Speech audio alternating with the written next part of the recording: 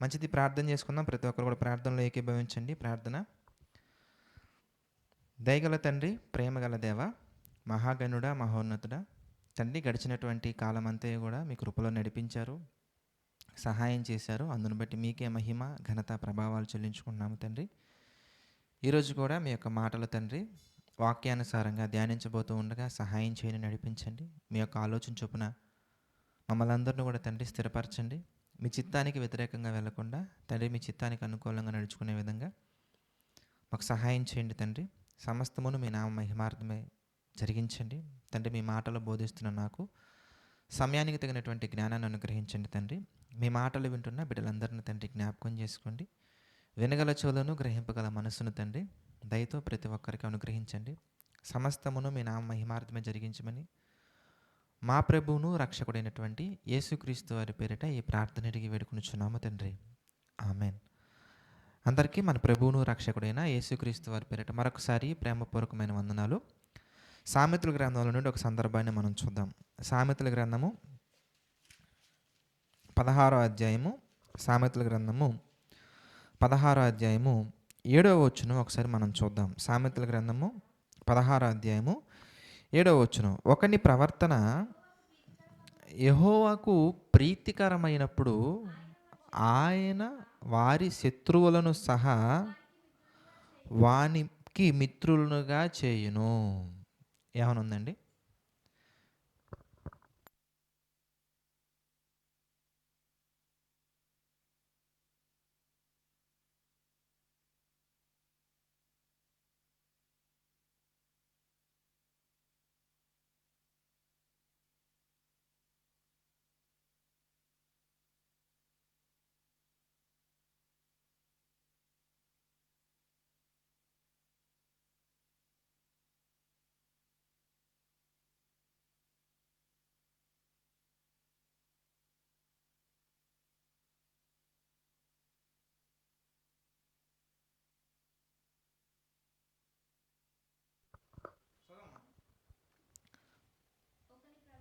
ఒకని ప్రవర్తన యెహోవాకు ప్రీతికరమగునప్పుడు ఆయన వాని శత్రువులను సహా వానికి మిత్రులుగా చేయును.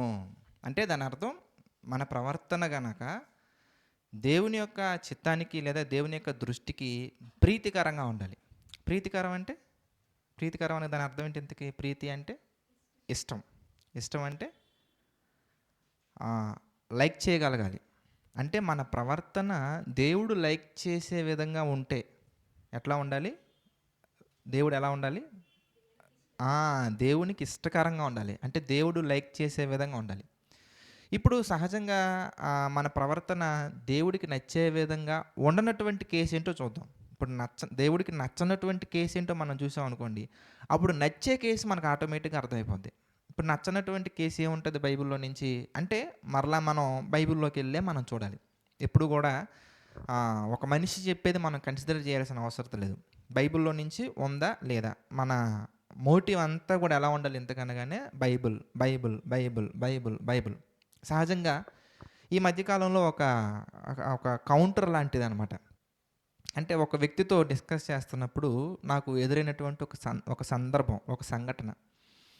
అతను మాట్లాడుతూ అన్నారు, బ్రదర్ అన్నీ బైబిల్లో ఉంటాయి అన్నారు కదా అన్నారనమాట. అవునండి అన్నీ ఉంటాయండి అన్నాను. అలాగైతే లైసెన్స్ లేకుండా బండి డ్రైవ్ చేయవచ్చు లేదా చెప్పు, బైబిల్లో నుంచి చూపించని అన్నారనమాట. క్వశ్చనే కదా అది. అంటే ఇప్పుడు మనం ఏం మాట్లాడతాం ఇంతకీ?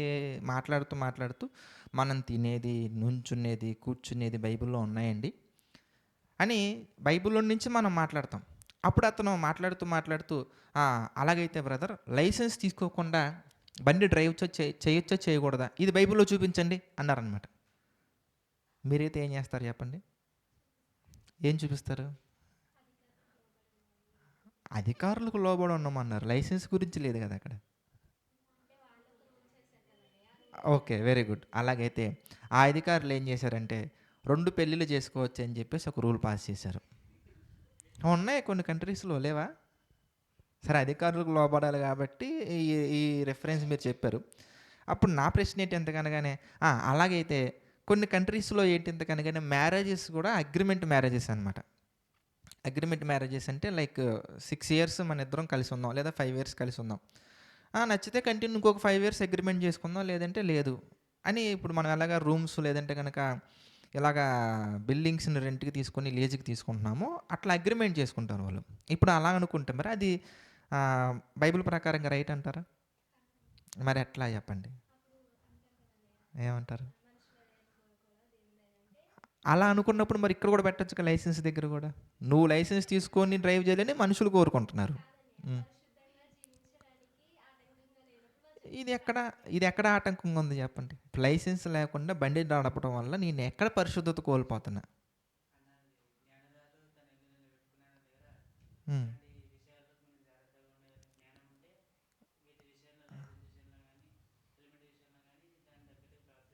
జ్ఞానానికి లైసెన్స్‌కి సంబంధం ఏంటి తమ్ముడు? జ్ఞానవంతురాలు ఇల్లు కట్టుకొనును. ఓకే, బానే ఉంది. లైసెన్స్‌కి దానికి సంబంధం ఏముంది?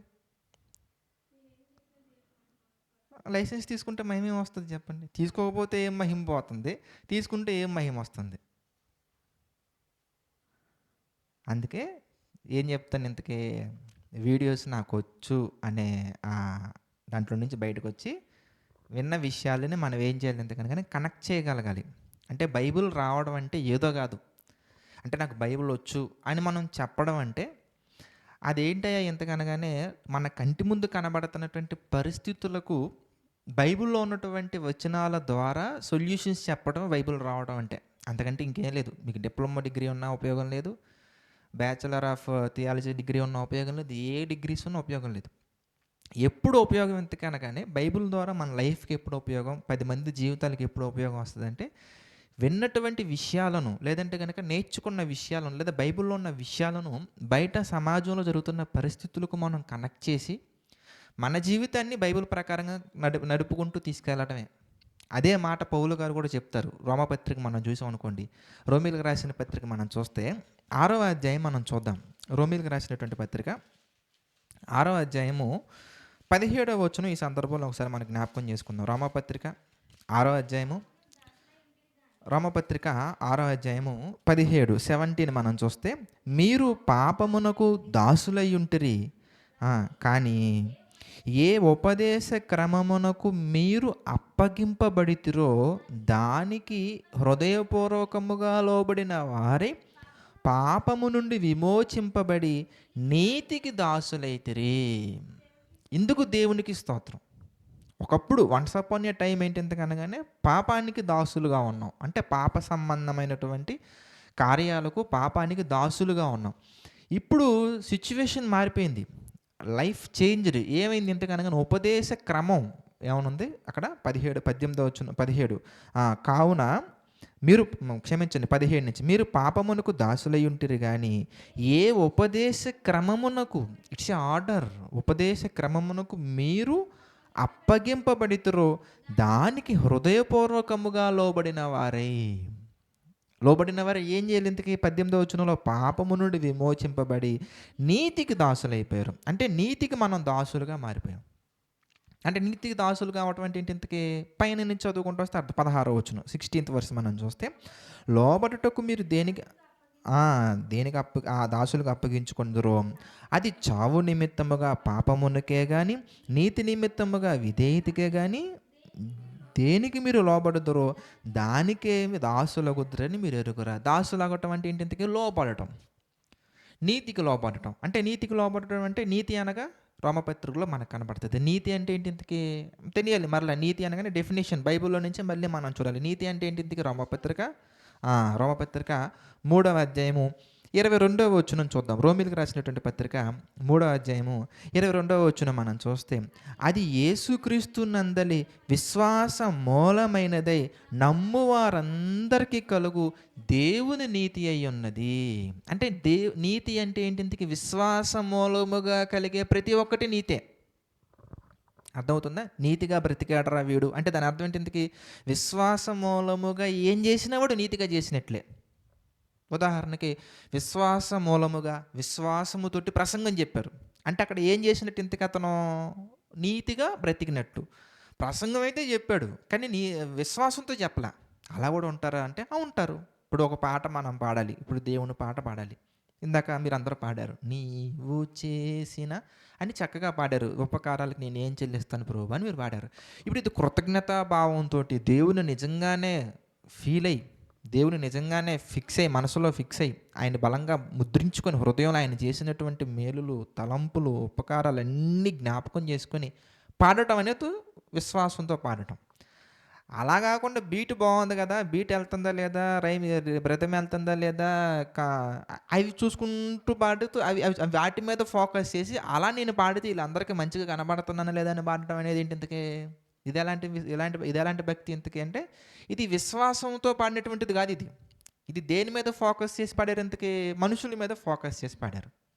అంటే ఒక పాట మనం పాడుతున్నప్పుడు అది హృదయపూర్వకంగా లోబడి, దేవునికి లోబడి మనం పాడామనుకోండి, నీతిగా పాడామని దాని అర్థం.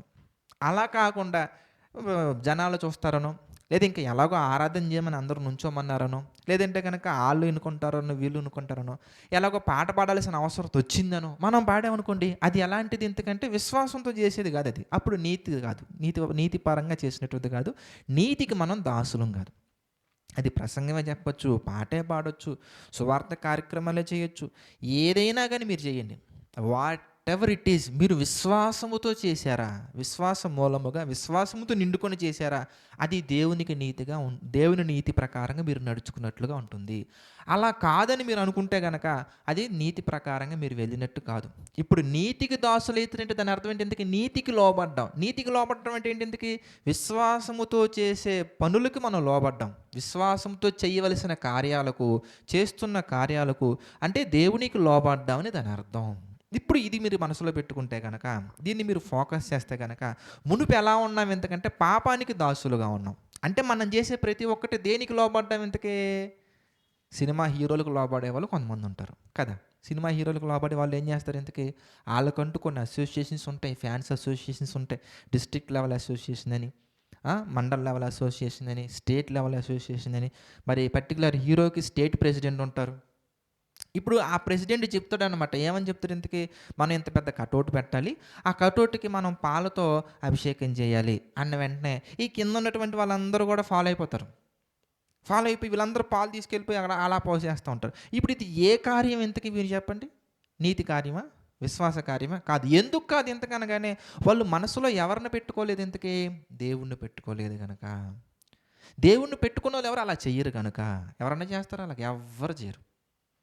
అంటే అదేంటి ఎందుకంటే పాపానికి సంబంధించినటువంటిది. ఎందుకు పాపం అయిపోయింది ఇంతకి అనగానే, బైబిల్లో దేవుడు చెప్పినటువంటి విషయం ఏంటి ఇంతకనగానే, ఉపకారం చేయమన్నారు. ఉపకార ధర్మాన్ని మర్చిపోవద్దన్నారు. ఉపకారం అంటే ఏంటి ఇంతకీ? ఆ పాలు ఎవరైతే లేనటువంటి వాళ్ళు ఉంటారో, తినడానికి లేనటువంటి వాళ్ళు చాలామంది ఉంటారు. వాళ్ళందరికీ మనం చక్కగా దేవుని కృప వల్ల ఇవ్వగలగాలి. ఇప్పుడు ఇవ్వడం అనగానే మరలా ఇంకొకటి స్టార్ట్ అయిపోద్ది ఇక్కడ. ఏంటంటే క్రిస్టియానిటీలో కూడా సెల్ఫీలు తీసుకుంటాం మొదలెట్టారు. డబ్బు ఇవ్వటం, పాలో లేదంటే కనుక రైసో లేదంటే కనుక చెక్ ఇస్తూ ఉంటారు. ఈ మధ్యకాలంలో వీడియోస్ ఎక్కువ వైరల్ అవుతున్నాయి చూసారా? 30,000 20,000 చెక్ తీసుకొని వీళ్ళేదో డబ్బున్నోళ్ళలాగా, వాళ్ళేదో పేదవాళ్ళలాగా. బైబిల్ చెప్పిన డెఫినేషన్ వేరు. డబ్బు ఉండడం అనగానే దేవుడు చెప్పిన డెఫినేషన్ ఎందుకు? విశ్వాస విషయంలో గొప్పగా ఉన్నటువంటి వాడు ఐశ్వర్యవంతుడు. విశ్వాస విషయంలో లో లెవెల్లో ఉండడంటే పేదవాడు. దేవుడు చెప్పినటువంటి మాట అదే కదా, పేదలకు సువార్త ప్రకటింపబడుచున్నది. అంటే ఎవరు పేదవాళ్ళు ఇంతకీ? సువార్త లేనోళ్ళు పేదవాళ్ళు, వాక్యం లేనోళ్ళు పేదవాళ్ళు. నీ దగ్గర ఒక 10,000 రూపాయలు కోటేసుకొని తిరిగినా, మనసులో బైబిల్ లేదనుకో, వాక్యం లేదనుకో, నువ్వు పేదవాడివి. 30,000 రూపాయలు 40,000 రూపాయలు నువ్వు చెక్కిచ్చి ఫోటో తీసుకొని ఆ ఫోటోని యూట్యూబ్లో, ఫేస్బుక్లో, ఇన్స్టాలో షేర్ చేసుకున్నావంటే ఇక్కడ ఎవరు పేదవాడు మీరు చెప్పండి? తీసుకున్నోడు పేదవాడు కదా, ఇచ్చినోడు పేదవాడు ఇక్కడ. అంటే ఏదైనా మీరు ఆలోచించినట్లయితే కనుక పాపానికి దాసులంటే ఏంటి? ఎందుకంటే దేవుని ఆజ్ఞకు వ్యతిరేకంగా చేసేవన్నీ. ఉపకార ధర్మం చేయమన్నారు దేవుడు, ఉపకార ధర్మం చేయాలి. వీళ్ళు ఏం చేస్తున్నారు? ఆ పాలు తీసుకెళ్ళి ఆ కటౌట్కు పోసేవాళ్ళు కొంతమంది. ఆ గోదావరి జిల్లాలో ఒక అతను ఉన్నారనమాట, ఆ పాస్టర్ గారు పోయించుకుంటారు తల మీద పాలు. పాస్టర్ గారు తల మీద పాలు పోయించుకొని, అది భక్తే మీరు చెప్పండి? అది భక్తి కాదు, విశ్వాసం కాదు, నీతి అస్సలే కాదు. మీకు అర్థమవుతుందా? అంటే ఒకప్పుడు మనం అలా ఉన్నాం, సినిమాలకి బానిసలు అయిపోయి ఉన్నాం. తర్వాత రీల్స్కి బానిస అయిపోయినటువంటి వాళ్ళు ఉంటారు. కొంతమంది ట్రిప్స్కి ఎక్కువ తిరుగుతూ ఉంటారు అన్నమాట, వాటికి ఎక్కువ బానిసలు అయిపోయి ఉంటారు. కొంతమంది చూడండి షాపింగ్ మాల్స్లో తిరుగుతూ ఉంటారు, వాళ్ళకి ఏం పని ఉండదు. అలాగని కొనడం కోసం రాలేదు ఆళ్ళు. కొనడం కోసం రాలేదు. ఇంక పోనీ దాన్ని చూసి ఏదైనా నాలెడ్జ్ తెచ్చుకుందాం దానికోసం రాలేదు. ఎందుకొస్తారు ఇంతకని ఖాళీగా ఉన్నారు కదా! అందుకే ఎళ్తా ఉంటారనమాట. అంటే సమయాన్ని వృధా చేయటం పాపం. పాపానికి దాసులుగా ఉన్నారు. ఇప్పుడు మీరు ఎలా అయిపోయారు ఎంతకనగానే నీతికి దాసులుగా మారిపోయారని చెప్పేసి వాక్యం చక్కగా సెలవిస్తా ఉంది. ఇప్పుడు నీతికి మనం దాసులుగా మారిపోయిన తర్వాత ఈ నీతికి దాసులుగా మారాలంటే రూట్ ఏంటి? ఇప్పుడు మీరు ఆలోచించండి. రూట్ ఏంటి ఇంతకీ? విశ్వాసం అని మనకు కనెక్ట్ అయిపోతుంది. అంతే కదా! విశ్వాసం మూలంగా చేయగలిగేది దేవుని నీతి. విశ్వాసం మూలంగా చేయకపోతే నీతి కాదు. అంటే దేనికి కనెక్ట్ అవుతుంది? నీతికి సంబంధించినటువంటి కార్యాలనేవి విశ్వాసానికి కనెక్ట్ అయిపోతున్నాయి. మీకు అర్థమైందా? ఇప్పుడు ఇది దృష్టిలో ఉంచుకోండి. ఇది ఒక బ్లాక్ అని మీరు పట్టుకుంటే గనక ఇప్పుడు మరలా ఆ రెఫరెన్స్ దగ్గరికి వెళ్దాం. ఏంటి ఆ రెఫరెన్సు? దేవునికి మైనటువంటిది చేస్తే ఒకవేళ ఏమవుతుంది ఇంతకీ? ఒకడు యెహోవాకు ప్రీతికరమైనటువంటిది చేశామనుకోండి. అప్పుడు ఏమవుతుందంట? వాని శత్రువులను సహా వారికి మిత్రులుగా మార్చేస్తా అంటున్నారు. లైసెన్స్‌కి సంబంధించిన క్వెషన్ డిస్కస్ చేద్దాం. ఈ సెషన్‌లోనే మధ్యలో వచ్చిద్ది. ఓకేనా? రైట్. అంటే మిత్రులుగా చేయటం అంటే ఏంటి ఇంతకీ? శత్రువులుగా చేయటం అంటే ఏంటి ఇంతకీ? శత్రువులు ఎవరు ఇంతకీ? అంటే ఇప్పుడు మనకి ఏది అర్థం అవ్వాలి ఇంతకీ? అగైన్ మళ్ళీ వెనక్కి వెళ్ళిపోయి దేవునికి ఇష్టం లేనిది ఏంటో మనం అర్థం చేసుకున్నాం అనుకోండి, ఇష్టమైనవి ఏంటో ఆటోమేటిక్గా అర్థమైపోతాయి. కానీ ఆ ఆటోమేటిక్ అనే పదం మనం పక్కనెట్టి ఇష్టమైనవి ఏంటో చూద్దాం, ఇష్టం లేని ఏంటో చూద్దాం. ఇష్టం లేనివి ఏంటి ఇంతకీ? మీ అందరికి తెలిసినటువంటిది. ఏంటిది ఇష్టం లేదు ఇంతకీ?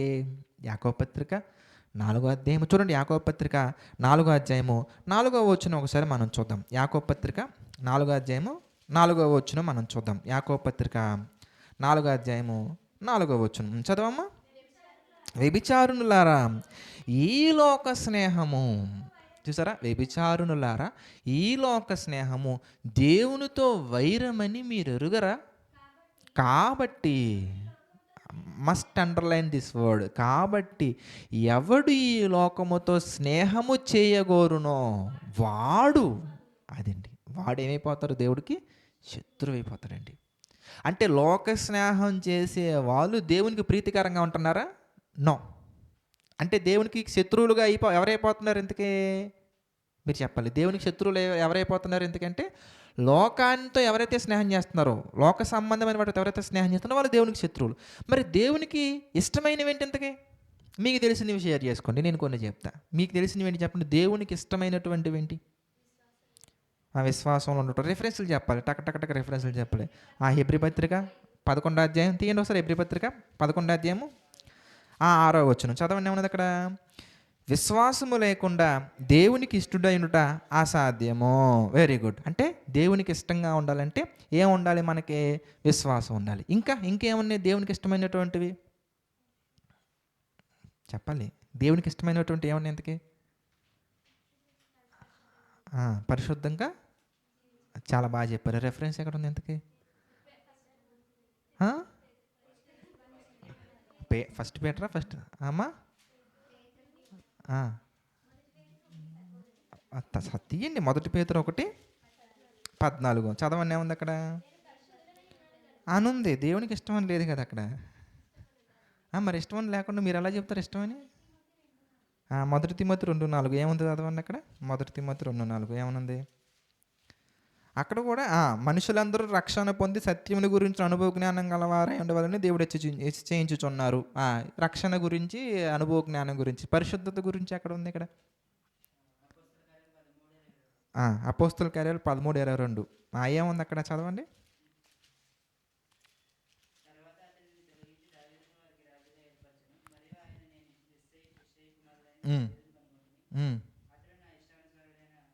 మనుషుడు అతడు నా ఉద్దేశములని అలాగా తమ్ముడు. పరిశుద్ధంగా ఉండటం దేవునికి ఇష్టం అని ఎక్కడ ఉంది? ఇది వేరే చెప్తున్నావా? Very good. ఇది వేరేది. ఇక దీని ప్రకారంగా దేవుని యొక్క ఉద్దేశాలు నెరవేర్చడమే దేవునికి ఇష్టం అని చెప్పారు. Very good. అక్కడ కూడా ఏం చెప్పారు ఇంతకీ? రక్షణను గురించినటువంటి అనుభవ జ్ఞానం, సత్యమును గురించిన అనుభవ జ్ఞానం పొందాలనేది చెప్పారు. పరిశుద్ధంగా ఉండటం దేవునికి ఇష్టం అని ఎక్కడ ఉంది? 1 తెస్సలోనిక పత్రిక. నాకు అర్థమవుతుంది మీరు ఇంక డిప్లొమాలోకి రాలేరులే ఎప్పటికి కూడా. 1 తెస్సలోనిక పత్రిక 4వ అధ్యాయము 3వ వచనం. 1 తెస్సలోనిక పత్రిక 4వ అధ్యాయము 3వ వచనం చదవండి. ఏమన్నది అక్కడ? మీరు పరిశుద్ధులగుటయే అనగా మీరు జారత్వమునకు దూరముగా ఉండుటయే దేవుని చిత్తము. చూసారండి వచ్చాయో, విశ్వాసం లేకుండా దేవునికి ఇష్టంగా ఉండలేము. అంటే విశ్వాసం కలిగి ఉండాలనేది ఒకటి వచ్చింది, రక్షణ పొంది సత్యమును గురించిన అనుభవ జ్ఞానం అనేది ఒకటి వచ్చింది, పరిశుద్ధంగా ఉండాలనేది ఒకటి వచ్చింది, ఆయన ఉద్దేశాలు నెరవేర్చడం, ఆయన ఆజ్ఞలు గైకొనడం, ఆయన ఇష్టం అనేది ఒకటి వచ్చింది. ఇంకా చాలా ఉన్నాయి, ప్రీతికరమైనటువంటివి చాలా ఉన్నాయి. ఇంకొన్ని చూద్దాం మనం. ఇంకొన్ని మనం బైబిల్లోకి వెళ్ళి మనం ఆలోచిస్తే రోమపత్రిక 12వ అధ్యాయము 1-2 వచనాలు. రోమిలికి రాసిన పత్రిక 12వ అధ్యాయము 1-2 వచనాలు. రోమపత్రిక 12వ అధ్యాయము 1-2 వచనాలు చదవండి. కాబట్టి సహోదరులారా, పరిశుద్ధమును దేవునికి అనుకూలమైన సజీవ యాగముగా మీ శరీరములను ఆయనకు సమర్పించుకొనుడి. దేవుని వాత్సల్యమును మేము బతిమాలు కొనుచున్నాను, ఇంటి సేవ మీకు యుక్తమైనది. ఈ లోక మర్యాదను అనుసరింపక ఉత్తమమును అనుకూలమును సంపూర్ణమునయ్యున్న దేవుని చిత్తమేదో పరీక్షించి తెలుసుకున్నట్లు మీ మనస్సు మారి నూతన ఒకటి వల్ల రూపాంతరం చెందండి. అంటే రూపాంతరం మనం చెందాలి, లోక మర్యాదను అనుసరింపకుండా. దానికి మనం ఈ దేహాన్ని మనం ఏం చేయాలి, ఇంతకీ సజీవ యాగంగా దేవునికి సమర్పించుకోవాలి. ఓకేనా. నెక్స్ట్ హెబ్రీలకు రాసిన పత్రిక 13వ అధ్యాయము, హెబ్రీ పత్రిక 13వ అధ్యాయము 16వ వచనం. హెబ్రీలకు రాసిన పత్రిక 13వ అధ్యాయము 16వ వచనం. ఉపకార ధర్మమును చేయ మర్చిపోకండి, అట్టి యాగములు దేవునికి ఇష్టమైనటువంటివి. చూసారా, ఇలా మనం చదువుకుంటే వెళ్ళామనుకోండి, దేవునికి ఇష్టమైనటువంటివి చాలా మనకు కనబడతాయి బైబిల్లో. ఇప్పుడు అక్కడ సామెతల గ్రంథంలో మనం చూసినటువంటి మాట ఏంటి, ఇంతకీ దేవునికి ఇష్టమైనటువంటివి కనుక మనం చేయగలిగితే, మన ప్రవర్తన కనుక దేవునికి ఇష్టమైనటువంటి వాటికి చేసే విధంగా ఉంటే కనుక దేవుడు ఏం చేస్తానంటున్నారు, ఇంతకీ శత్రువులను మిత్రులుగా మారుస్తా అంటున్నారు. ఫైనల్గా ఒకటి చూద్దాం, ఒకటి చూసి మనం ఆ సబ్జెక్ట్ కొంచెం లోపలికి వెళ్దాం. సామెతల గ్రంథంలో నుండి మరొక మాట మనం చూద్దాం. సామెతల గ్రంథము 21వ అధ్యాయము 3వ వచనం మనం చూద్దాం. సామెతల గ్రంథము 21వ అధ్యాయము 3వ వచనం మనం చూద్దాం. సామెతల గ్రంథం 21:3. నీతి న్యాయములను అనుసరించి నడుచుకొనుట బలులను అర్పించుట కంటే యెహోవాకు ఇష్టము. అంటే మనం ఇచ్చే బలుల కంటే కూడా ఏదంటే ఇష్టం దేవునికి? నీతి న్యాయం. మళ్ళీ ఏమొచ్చింది ఇక్కడ? నీతి వచ్చేసింది చూడండి. అంటే చాలా చాలా చాలా చాలా చాలా చాలా ఇంపార్టెంట్ నీతి కలిగి మనం నడుచుకోవటం, న్యాయంగా మనం నడుచుకోవటం. ఇప్పుడు మీకు క్లారిటీ వచ్చేసి ఉండాలి ఏంటి, ఇంతకీ ఒకని ప్రవర్తన దేవుని దృష్టికి ప్రీతికరంగా ఉండడం అంటే విశ్వాసం కలిగి ఉండాలి, నీతి న్యాయం కలిగి ఉండాలి, పరిశుద్ధంగా ఉండాలి, ఉపకార ధర్మం మర్చిపోకుండా ఉపకార ధర్మాలు చేయాలి, తర్వాత నీతి న్యాయాలు అనుసరించి నడుచుకోవాలి. ఇవన్నీ కూడా ఏంటి ఇంతకనగానే దేవుని యొక్క ఇష్టానికి, లేదా మన దేవుని యొక్క ఇష్టానికి మనం అనుకూలంగా ఉన్నట్టు, లేదంటే మన ప్రవర్తన దేవునికి ఇష్టంగా ఉన్నట్టు. ఓకే, ఒకవేళ మనం అలా ఉంటే ఏం జరుగుద్దని దేవుడు చెప్తున్నారు, ఎందుకంటే వాని శత్రువులను సహా వానికి మిత్రులుగా చేసేస్తాను, లేదా వాళ్ళ శత్రువులు చక్కగా మారిపోతారని దేవుడు చెప్తున్నారు.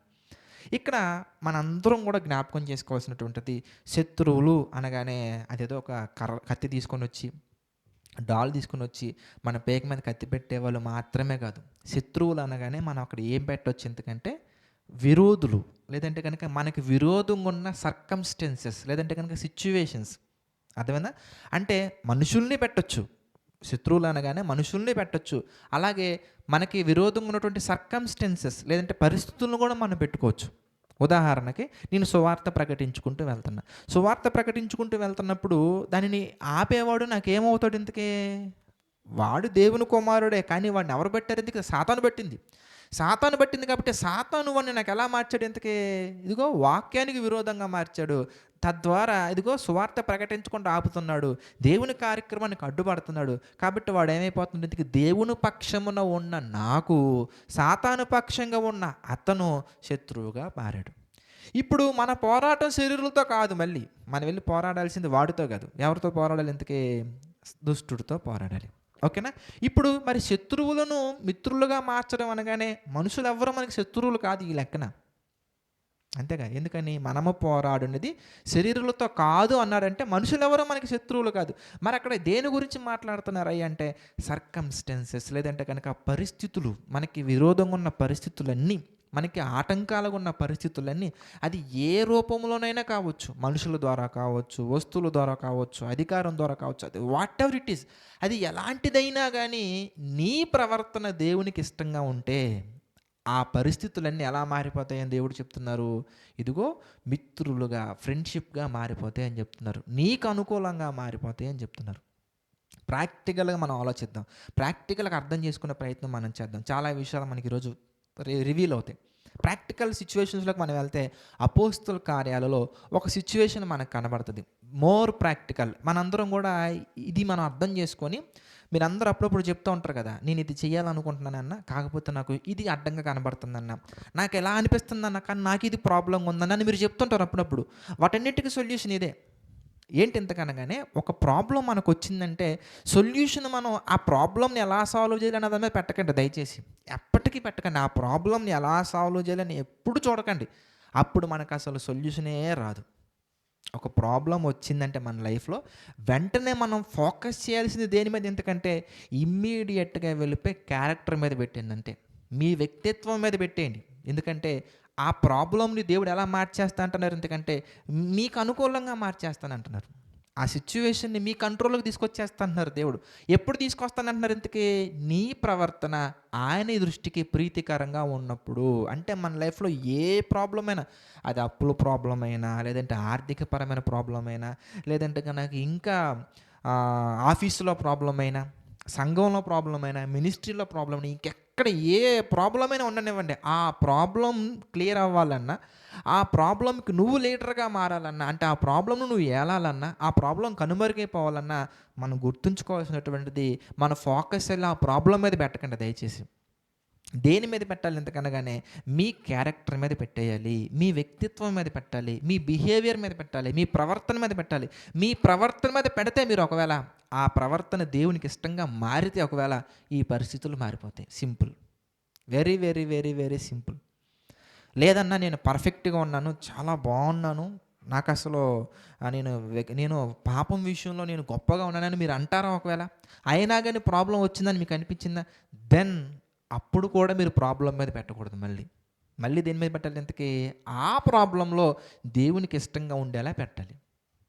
2 కండిషన్స్. ఒకటే, మీ ప్రవర్తనే బాలేదు. అప్పుడు మీరు దేని మీద ఫోకస్ చేయాలి? ప్రవర్తన మీద ఫోకస్ చేసి మీ ప్రవర్తనను దేవునికి ఇష్టంగా మార్చుకునేలా ప్రయత్నం చేయాలి. అది అందులో మీరు సక్సెస్ అవ్వాలి. లేదు మీ ప్రవర్తన బాగానే ఉంది, అయినా కానీ ప్రాబ్లం వచ్చింది. ఆ మూమెంట్స్లో మీరు ఏం చేయాలి ఇంతకనగానే, ఇదిగో ఆ ప్రాబ్లంలో మీరు దెబ్బతినకుండా, ఆ ప్రాబ్లం వలన మీరు మీ క్యారెక్టర్ దెబ్బతినకుండా కాపాడుకోవాలి.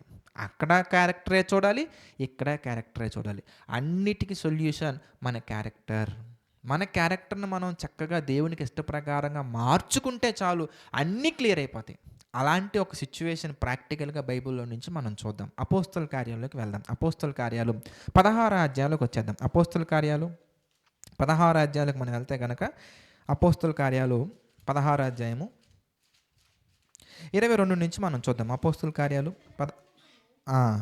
అప్పుడు జనసమూహము వారి మీదకి దొమ్మిగా వచ్చెను.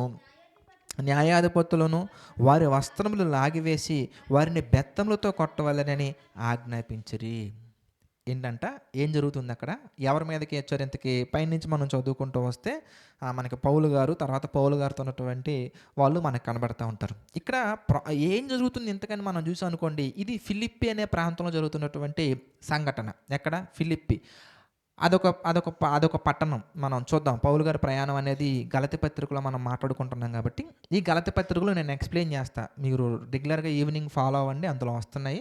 అందులో ఎక్స్ప్లెయిన్ చేస్తాయి. ఫిలిప్పైన్స్ ఎక్కడ ఉంది, పౌలు గారు పుట్టిన ప్లేస్ ఎక్కడ ఉంది, ఇవన్నీ గూగుల్ మ్యాప్లో మీకు చూపించి చెప్తాను, చూద్దురు. కానీ ఇక్కడికి వచ్చేద్దాం. 16 నుంచి మనం చూస్తే క్లారిటీ వచ్చింది. 16 నుంచి మనం చూస్తే, మేము ప్రార్థనా స్థలమునకు వెళ్ళుచుండగా, పేరు కూడా ఉందంట దెయ్యానికి, పుతోను అనే దెయ్యం పట్టినదై సోద చెప్పుట చేత తన యజమానులకు బహులాభము సంపాదించుచున్న ఒక చిన్నది మాకు ఎదురుగా వచ్చెను. ఆమె పౌలును మమ్మును వెంబడించి, ఈ మనుషులు సర్వోన్నతుడైన దేవుని దాసులు, వీరు మీకు రక్షణ ప్రచురించిన వారే ఉన్నారని కేకలు వేసి చెప్పాను. ఆమె ఇలాగ అనేక దినములు చేయుచుందని గనుక పౌలు వ్యాకులపడి దాని వైపు తిరిగి, నీవు ఏమని వదులు పొమ్మని యేసుక్రీస్తు నామమున ఆజ్ఞాపించుచున్నానని ఆ దెయ్యంతో చెప్పాను. వెంటనే అది ఆమె వదిలి ఇప్పుడు ప్రాబ్లం ఎవరికొచ్చింది మీరు చెప్పండి? ఎవరికి ప్రాబ్లమ్ వచ్చింది? ఇంతకీ పౌలు గారికి ఏమైనా ప్రాబ్లమ్ వచ్చిందా? లేదు. ఆ దెయ్యం వదిలిపోయింది కదా! ఆ పాపకి ఏమన్నా ప్రాబ్లమ్ వచ్చిందా? ఆ చిన్నదానికి ఏమన్నా ప్రాబ్లమ్ వచ్చిందా? లేదు. ఎవరికి ప్రాబ్లమ్ వచ్చింది ఇంతకీ? ఆమె యజమానులకు ప్రాబ్లమ్ వచ్చింది. ఏంటి ఇంతకీ? యజమానులకంటే ఈమె ద్వారా ఏమవుతుంది? లాభం వచ్చేస్తది. మన మన లైఫ్‌లో కూడా ఫ్రెండ్స్ అప్పుడప్పుడు వచ్చి హడావుడి చేస్తూ ఉంటారు కదా!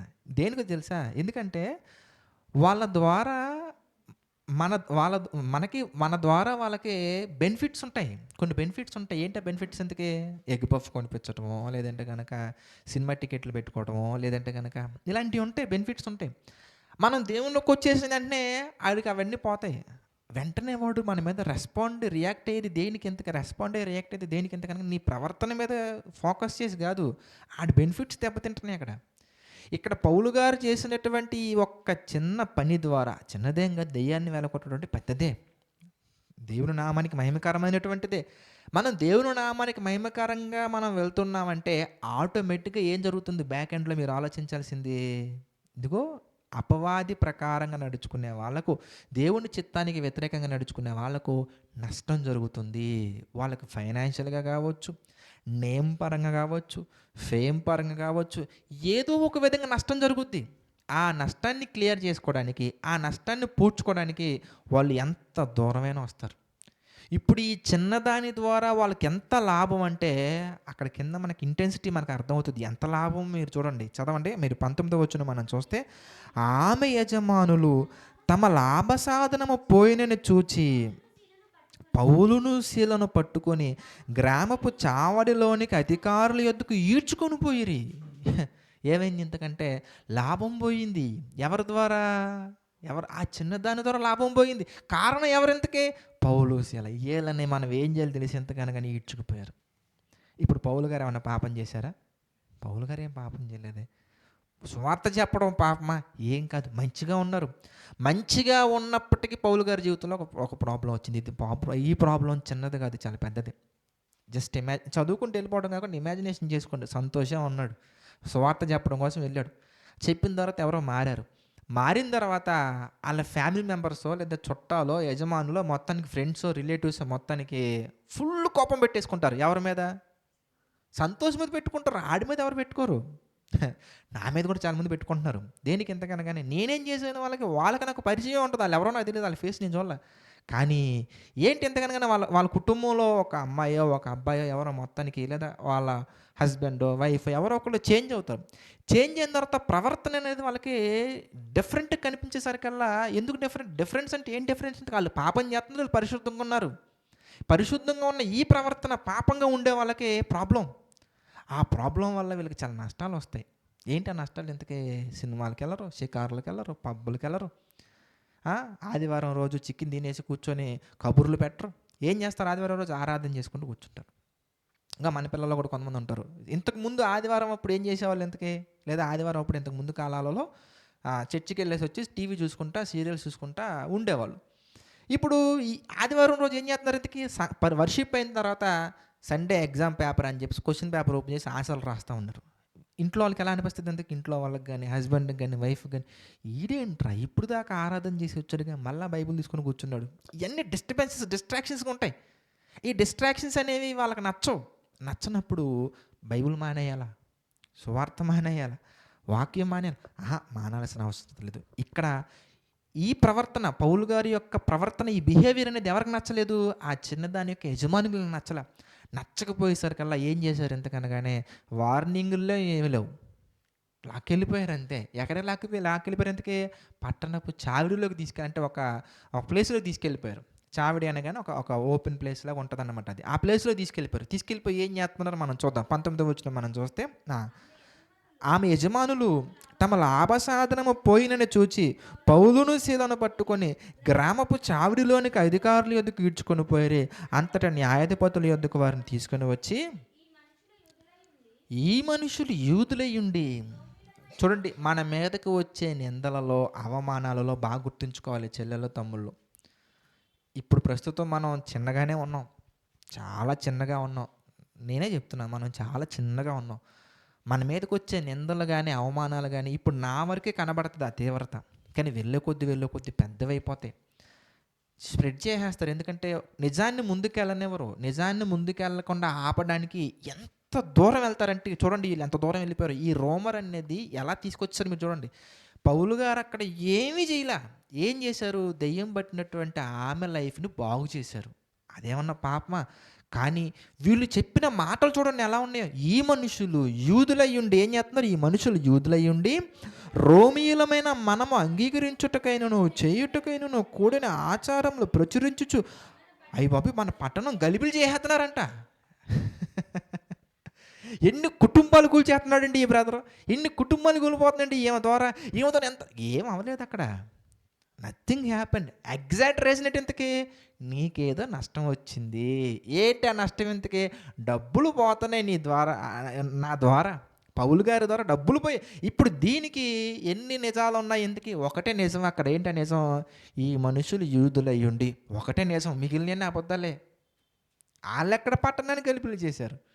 అనేక మంది జీవితాలను మార్చుకుంటూ వెళ్తుంటే really it's a very very difficult situation. Paul గారి జీవితంలో మీరు ఆలోచిస్తే కనుక ఆయనకు ఆ కాలంలో ఎలా ఉందో మనకు తెలియదులే, కానీ మనం కామన్గా మనకు ఆలోచిస్తే అర్థమవుతున్నటువంటి పాయింట్ ఏంటి కనగానే, పట్టణాన్ని గలిబిలి చేశారనే నింద ఎక్కడికి వెళ్ళిపోయింది ఎంతకనగానే, అది ఏదో ఒక ఏరియా ఫిలిప్పి ప్రాంతంలో జరుగుతున్నటువంటి సంఘటన. పౌలు గారిది అక్కడెక్కడో ఇజ్రాయెల్ దేశంలో ఉన్నటువంటి తార్సస్ దగ్గర నుంచి ఫిలిప్పైన్ వేరే పట్టణానికి వచ్చి, నేషనాలిటీ లేదు, ఏమీ లేదు అక్కడ. ఆ పట్టణంలో తెలియనటువంటి గ్రామంలో ఈ నింద వచ్చినప్పుడు ఇప్పుడు పౌలు గారి పక్షాన్ని ఎవరు వచ్చి నుంచుంటారు మీరు చెప్పండి?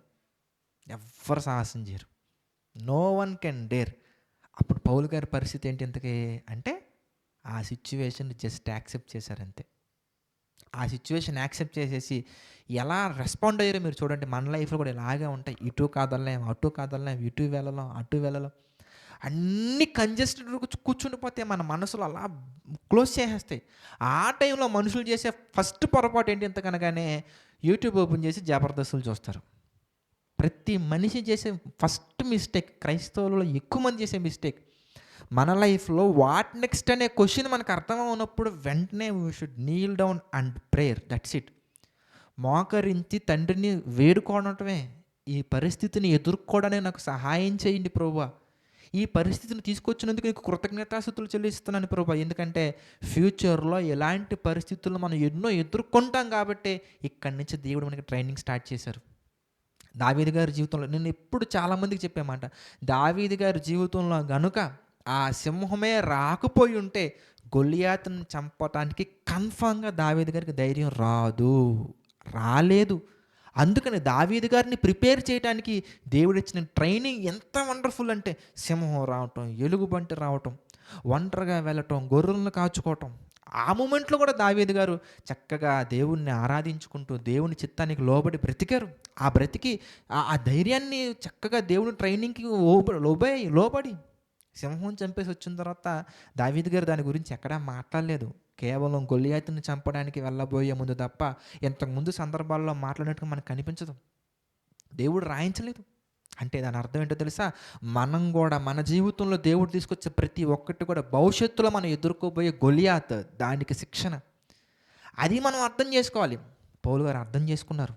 అందుకే ఆ పరిస్థితుల్లో పౌలు గారి యొక్క మాటలు ఏమున్నాయో చూడండి ఒకసారి మీరు. ఇంత జరుగుతుంటే పౌలు గారు ఏం మాట్లాడుతున్నారో మనం చూద్దాం. ఏం మాట్లాడుతున్నారు ఇంతకీ? 21 మనం చూస్తే, రోమీయులమైన మనము అంగీకరించుటకైనను చేయుటకైనను కూడని ఆచారములు ప్రచురించుచు మన పట్టణము గలిబిలు చేయుచున్నారని చెప్పిరి. అప్పుడు జనసమూహము వారి మీదకి దొంబిగా వచ్చును. న్యాయాధిపతులను వారిని వస్త్రములను రాగివేసి వారిని బెత్తములతో కొట్టవాలని ఆజ్ఞాపించిరి. వారు చాలా దెబ్బలు కొట్టి వారిని చెరసాలలో వేసి భద్రంగా కనిపెట్టవాలని చెరసాల నాయకుడికి ఆజ్ఞాపించిరి. అతడు అట్టి ఆజ్ఞను పొంది వారి లోపలికి త్రోసి వారి కాళ్ళకు బొండ వేసి బిగించును. ఏం మాట్లాడారు పౌలు గారు ఇక్కడ? ఏం మాట్లాడలేదు. ఎందుకు? నథింగ్. అక్కడ మాట్లాడాల్సిన అవసరం లేదు, నీడ్ లేదు అక్కడ. అది దేవునికి ప్రీతికరంగా ఉండడం అంటే. అవసరమైన చోట మాత్రమే మాట్లాడుతూ, అనవసరమైన చోట ఎంత నష్టమైనా జరగనివ్వండి. Keep silent, keep calm, that's it. ఇక్కడ నేను రైటా, నువ్వు రైటా, నేను అలా చేయలేదు, ఆ అమ్మాయిని పిలవని కావాలంటే డిస్కషన్ పెడదాం, మీకేం ప్రాబ్లం? ఎంత వాదోపవాదాలు అక్కడ ఉపయోగం లేదు. మనం అనుకోండి ఏం చేస్తాం చెప్పండి? సెక్షన్ 408, సెక్షన్ 506, సెక్షన్ 220, ఎందుకు ఇన్ని సెక్షన్స్ అన్నీ? అక్కడ మనుషులను మార్చవవి. నీది రైటా నాది రైటా, నీ చాటింగ్ ఓపెన్ చేయి, నా చాటింగ్ ఓపెన్ చేయి, నువ్వు తీ, నేను తీ, నా కాల్సి నీ కాల్, ఎందుకు ఇదంతా అక్కడ వర్కౌట్ అవ్వదు. ఏం జరిగిందనేది అక్కడ వర్కౌట్ అవ్వదు. మనం అక్కడ ఏది మాట్లాడినా ఎవరికి ఎగెనెస్ట్గా మారిపోతాం మనం ఎంతకనగానే మన తండ్రికి ఎగెనెస్ట్గా మారిపోతాం. ఎక్కడ నేర్చుకున్నారు ఈ పౌలు గారు ఈ సిస్టమ్ ఎంతకి? యేసుక్రీస్తు వారి దగ్గర. యేసుక్రీస్తు వారు కూడా వాదించవచ్చు, గొడవపడవచ్చు. అసలు ఆయన వాదనలో దిగితే పిలాతు కానీ వాళ్ళు ఏమైపోతారు మీరు చెప్పండి? కొంచెం మాట్లాడినందుకే పిలాతు మౌనంగా బయటికి వెళ్ళిపోయాడు అంతే. మాట్లాడడం మొదలు పెడితే జ్ఞానమే శరీరాన్ని ధరించుకుని ఈ భూమి మీదకి వచ్చింది. మరి అలాంటి జ్ఞానమే మౌనంగా ఉన్నప్పుడు మనకెందుకు అంత ఆనందం? మనకెందుకు అంత నోటు దోల అంటారు దాన్ని, నోటు దురద అంటారు దాన్ని, అంటే నోటిని కాచుకోకపోవటం అంటారు దాన్ని. అర్థమవుతుందా? కనుక ఎక్కడ పౌలు గారు మాట్లాడాలి దేనికి? ఎందుకంటే నథింగ్, అక్కడ మాట్లాడాల్సిన అవసరం లేదు. మరి దెబ్బలు కొడుతున్నారు కదా, జైల్లో పెట్టేస్తున్నారు కదా, పెట్టుకునేవ్వండి. అయ్యో కాళ్ళకు బొండ కూడా వేసేస్తున్నారు కదా, మనం అనుకోండి ఇచ్చ బాబోయ్ ఎంత జరిగిపోతుంది. ఫస్ట్ ఆఫ్ ఆల్ మనం కూర్చొని ఏం చేస్తుంది తెలుసా? నేనెక్కడ మీ ఆచారాలను మీ యొక్క విధానాలను తప్పుపట్టాను చెప్పండి, దీనికి ఫస్ట్ సమాధానం చెప్పండి. అక్కడ పెద్ద గొడవే జరుగుద్ది, ఆడ పెద్ద రచ్చ జరుగుతుంది అక్కడ. But nothing happen there. ప్యూర్గా అక్కడ వీళ్ళ లాజిక్ ఏంటో చెప్పమంటారా? దేవుని పిల్లల లాజిక్ ఏంటంటే మీరు అర్థం చేసుకోవాలి, మనం అర్థం చేసుకోవాలి.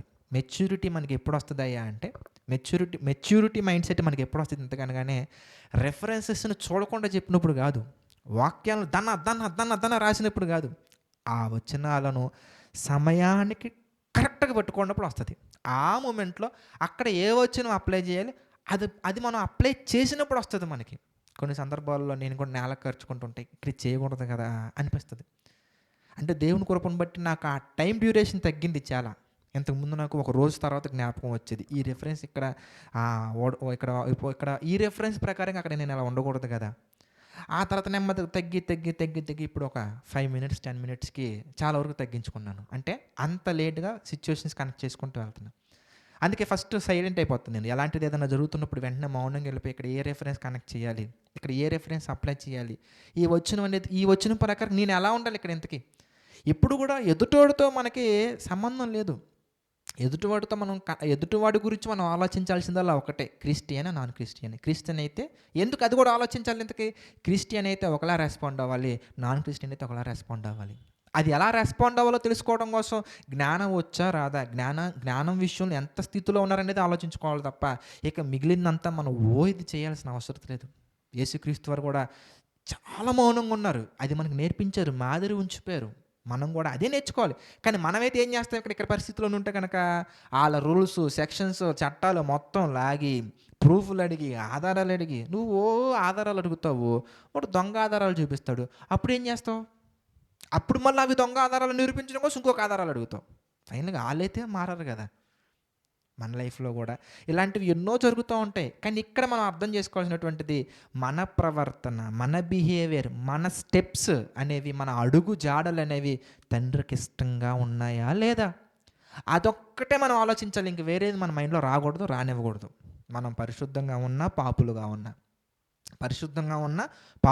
ఉన్నా మనం ఆలోచించాల్సిందల్లా నా ప్రవర్తన తండ్రికి ఇష్టంగా ఉండాలి. అది ఇష్టంగా ఉంది అంటే చాలండి, ఇంకా 100% గుండెల మీద చేసుకొని ధైర్యంగా ఉండొచ్చు మనం. దేనికి?